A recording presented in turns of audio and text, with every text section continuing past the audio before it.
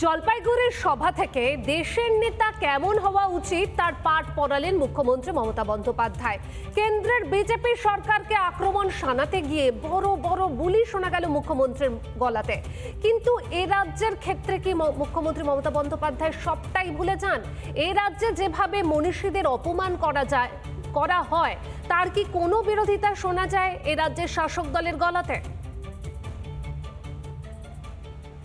দেশের নেতা কেমন হয়? গান্ধীজি যেমন হয়। দেশের নেতা কেমন হয়? বাবা সাহেব আম্বেদকর যেমন হয়। দেশের নেতা কেমন হয়? নেতাজি সুভাষচন্দ্র বোস হয়। দেশের নেতা কেমন হয়? রবীন্দ্রনাথ ঠাকুর হয়, নজরুল ইসলাম হয়।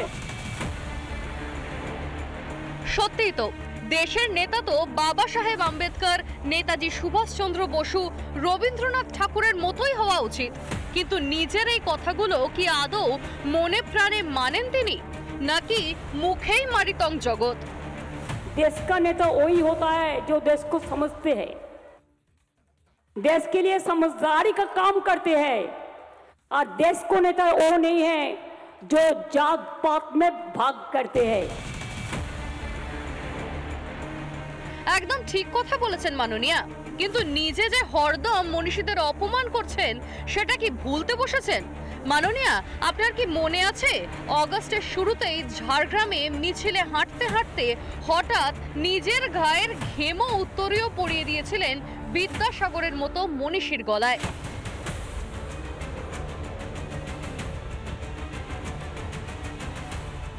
শুধু দলনেত্রী মনীষীদের অপমান করেছেন এমনটা নয়, নেত্রীর যা কর্মকাণ্ড দেখেছেন তাই তো শিখেছেন তার দলের ছাত্র নেতারা।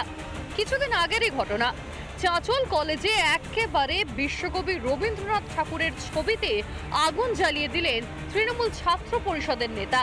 এসবের বিরুদ্ধে কেন গলায় টু শব্দটিও বেরোয় না মাননীয়ার? এই ছবিগুলি দেখলে অবাক হতে হয়।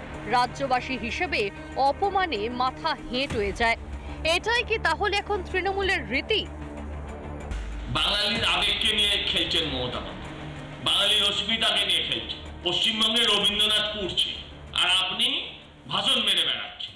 বাংলা অস্মিতা নিয়ে যেটা করছেন সেটা আসলে আপনার ভোটের অঙ্ক ছাড়া কিচ্ছু নয়। আমরা মনীষীদেরকে সবসময় সম্মান করে চলি।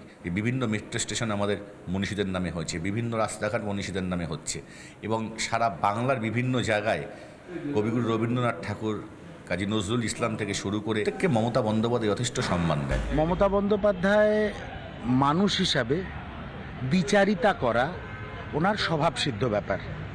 ওনার দলের লোকেরা বিদ্যাসাগরের মূর্তি ভেঙেছিল, দোষারোপ ওনারা অন্য কারোর উপরে চাপিয়েছিলেন। এটাই মমতা বন্দ্যোপাধ্যায়, অবাক হওয়ার কোনো কারণ নেই।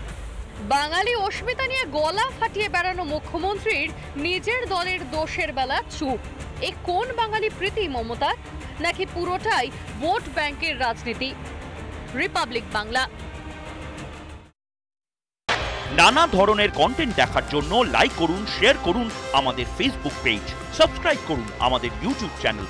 পাশাপাশি অন্যান্য ব্রেকিং নিউজের জন্য অবশ্যই চোখ রাখুন রিপাবলিক বাংলায়।